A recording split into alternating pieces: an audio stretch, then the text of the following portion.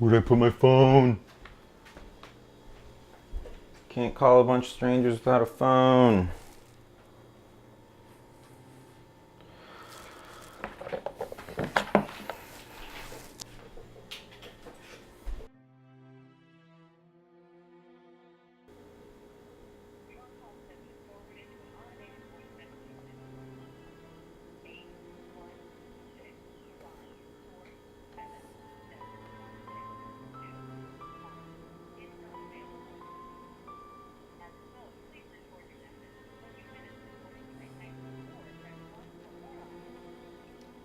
Hi, I believe I'm calling Miss Deborah Gildahouse here at this number. My name is Colin Burns. I'm currently a student at the University of Missouri, and I'm working on a documentary film right now about fossils found in the state of Missouri. And after doing some research, I discovered that you and your husband found a mammoth skeleton in your backyard in Grain Valley back in 2004.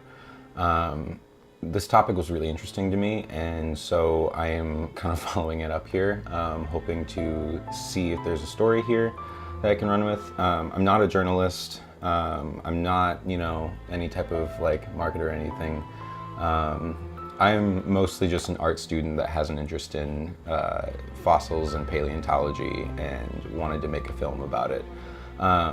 If you could give me a call back so that we can discuss this further, I would absolutely love that. I'm going to be in Grain Valley a little bit later today, just kind of getting the lay of the land, kind of learning the town a little bit. If you wanted to meet up then, I would be more than willing, but I understand if not, considering that you're just getting this phone call from me. But once again, my name is Colin Burns, and if you want to give me a call back, my phone number is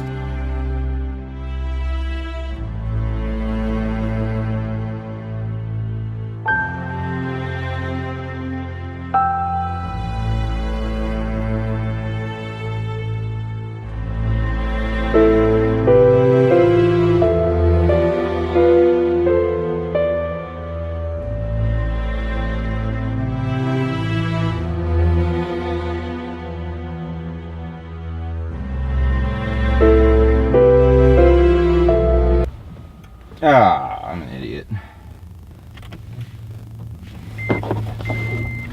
Hey, got something on camera for once.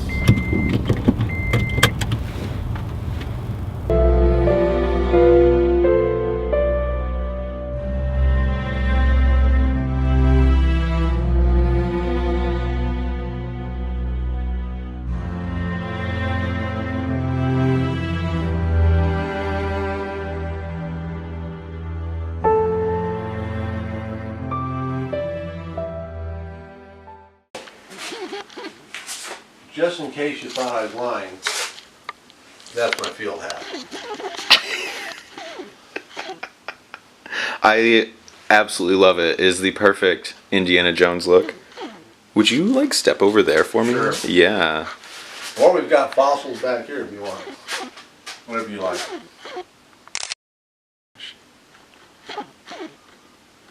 One of the members of ZZ Top. That's hilarious. Of ZZ. I used to actually be a big ZZ Top fan when I was a kid. They're pretty good. When I was out, I going to school in St. Louis, and of course, getting old. I keep forgetting now. Chuck Berry was from just west of St. Louis and stuff, and of course, you had good blues in St. Louis. And then I went up to Chicago for about 3 or 4 months, and we were in neighborhood organizing. Came back to St. Louis and worked for about a year and a half doing that. So at this point, I would love to start talking a little bit about the mammoth. Sure, certainly. Saying about Grain Valley a little bit. I honestly, I'm kind of. You want to know just the process of how I found out about it? Yeah, I'm kind of just open to letting you just kind of tell me the story. Sure. From when you got the call to when the story kind of petered out a little bit until now. The story of the Grain Valley Mammoth is to some extent classic, and this is the way an awful lot of specimens are found these days, or particularly the ones that you hear about on TV or radio or in some of the popular publications. What happened is essentially there was an individual family or a husband and wife, and the husband was a real estate developer. And he decided he wanted to build a big lake because it was going to enhance the value of the properties. He hired someone to go out and dredge a deep hole to make this lake, and the person operating the equipment essentially saw a little break, and he saw a bunch of fine pieces of white material. Well, he said, wow, that's interesting. It shouldn't be here. I'm going to stop. And it turned out it looked like something that they thought might be a tusk to a woolly mammoth or something like that, or a big bone of some fossil animal. So they called over to the University of Kansas. They were directed to my professor, Dr. Larry Martin, and Larry said, that sounds really interesting. This is a site that's less than 10 miles from the Missouri River. And so being the person who was essentially the field expert, Larry tells me, he says, Craig, he says, you want to go to Grain Valley, Missouri? He says, here's the story. You want to go look at it? I go, yeah, I'm on my way. It's a little bit. I'm more concerned about the town itself. Okay, So, good, because I know a lot about the town, but I don't know much about the dinosaur. Say if we could do normal formal stuff real quick, if you could. Okay. Just say your name out loud for me and then spell it, just for lower thirds purposes. Okay. I got it in the clip, and then we'll get into some questions. All right. My name is Marcia Napier, Marcia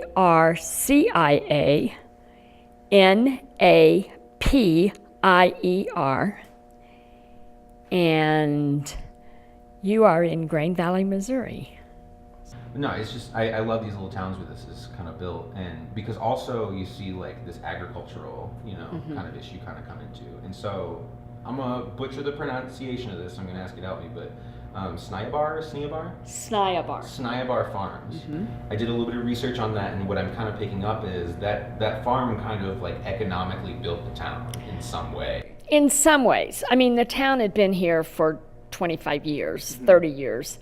In 1912, William Rockwell Nelson, the founder of the Kansas City Star, came to Grain Valley by train many times. But anyway, he came out here and he bought up several small farms, anywhere from 100 acres to 400 acres. And he amassed about 1,750 acres, give or take. When the farm was registered with the state of Missouri, the registration, a copy of it's over in that case, and you may want to look at that later. And the original hangs over my desk at home. But anyway, he started the farm in 1913. And as you probably know, his purpose was to upgrade beef cattle. This is from the 1923 demonstration, okay? The program. And see, the speakers, all right, Ira Kirkwood was the son-in-law. And then Wallace was the United States Secretary of Agriculture and the president of the American Farm Bureau Association. Okay. Now, this is what you got to see. This tells about the plan, but these are the herd bulls that they used to cross that year. And then this shows the cross, the first cross, the second cross. And here's the tents and the people that are there for the demonstration. Wow. And that's not a huge crowd, but it gives you a little idea. Okay, so like now, like so you mentioned a little bit about like the end of the trust there. And I was looking online and I found a document that just kind of had like the kind of a general history of Grain Valley. And first of all, there was a man here named Batman, which is amazing. First of all. Oh, his name? Yeah. I read that. I was like, oh, it's Batman. But he was. I was reading about how he kind of sold parcels of the land out, and whether or not that's worthwhile or not. But one of the purchasers of said land was Steve Gildahouse, who was trying to build the housing development, build a lake. Yeah, he developed it. He was the one. His project there was the one that found the dinosaurs, the mammoth. Yeah, and he's the one that called KU. Do you know anything about that family? Because I can't get a hold of them, and I know that you've lived here a long long really time. hate to put this on the camera. Yeah. He was kind of a, please don't Oh, put yeah. this out to anybody. Here, why don't I do this?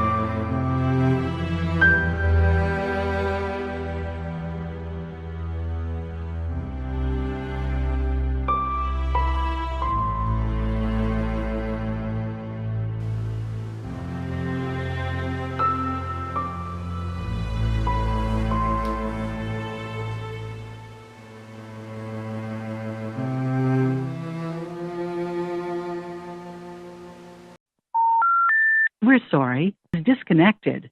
For directory assistance, you may call 411.